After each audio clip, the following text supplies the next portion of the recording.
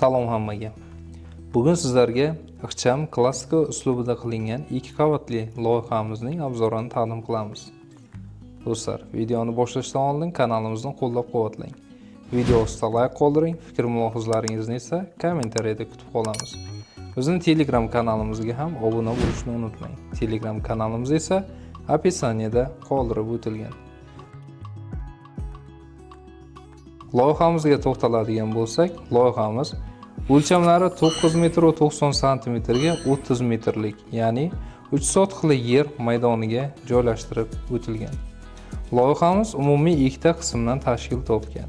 Birinchi qismimiz ko'cha tomonda joylashtirilgan bo'lib, o'z ichiga navis qismini va u bilan birgalikda yozgi oshxona va chap tarafda umumiy tashqari uchun mo'ljallangan hojatxona qismini oladi.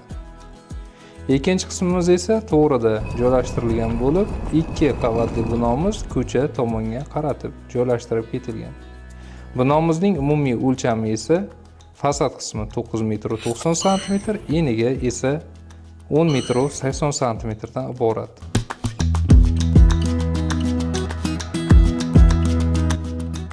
Xonalarimizga to'xtaladigan bo'lsak, birinchi qavatimizda kirganda kattagina hol va uning orqasida oshxona qismi, chap tarafda esa bitta mehmonxona hamda yotoqxona qismi qoldirib o'tilgan.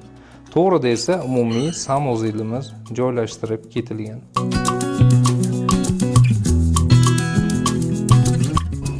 Ikkinchi qavatga to'xtaladigan bo'lsak, ikkinchi qavatimizda 3 ta yotoqxona hamda 2 ta sanuzel qismlari qoldirib ketilgan.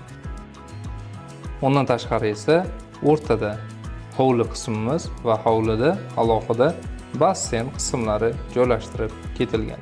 Ko'cha tomonda ham qo'shimcha navis chiqarilib ketilgan va xuddi mana shu ko'cha tomondagi navisimiz bilan birga yerimizning uzunligi 30 metrni tashkil qiladi. Do'stlar, agarda sizga mana shu loyiha yoqqan bo'lsa, yuqoridagi raqamlarga bog'lanib, loyihamizga to'liq ketadigan rasvot materiallar va to'liq chizmalarni millimetr aniqlikda olishingiz mumkin. Quruvchi o'zidan uzoqlashmang, biz sizga zamonaviy va qulay uy loyihalarini taqdim etishda davom etamiz.